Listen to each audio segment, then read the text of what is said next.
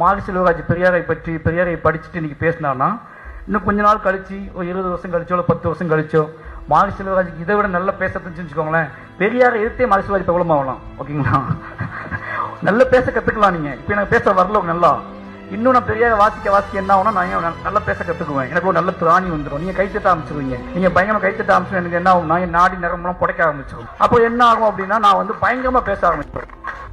பயங்கரமா பேசுறது என்ன அப்படின்னா, நம்ம யாரிடமிருந்து எல்லாத்தையும் கற்றுக்கொண்டோமோ, யாரிடம் வந்து எல்லாத்தையும் பெற்றுக்கொண்டோமோ, அவர்களை திருப்பி நாம் அவர்களை பற்றி பேசும்போது மட்டும்தான் நீங்க அவர் பெரியாளாக முடியும். நீங்க வந்து ஆசானை மீறணும் ஒன்று இருக்குல்ல, ஆசானை மீறுவது அப்படிங்கிறது ஆசானை குறை சொல்லி அல்ல, ஆசான் உங்களை பாராட்டணும். இப்ப நான் வந்து ராம் சார்கிட்ட கத்துக்கிட்டேன் அப்படின்னா, நீங்க ராம் சார் என்கிட்ட சொல்லுவாரு, என்கிட்ட என்னை விட நீ சிறந்த டேரக்டர்னு பேர் வாங்கணும் அப்படிம்பாரு. அப்பதான் நான் உனக்கு கற்றுக் கொடுத்துக்கன்னு அர்த்தம் அப்படிம்பாரு. அப்போ நான் வந்து பெரியாரை விட மிகச்சிறந்த ஒரு சிந்தனையாளன்னு நீ நிரூபிக்கணும்னா பெரியாரை திட்டி நிரூபிக்க கூடாது. ஓகேங்களா? பெரியாரை திட்டுவதன் மூலமாக நான் ஆயிட முடியாது.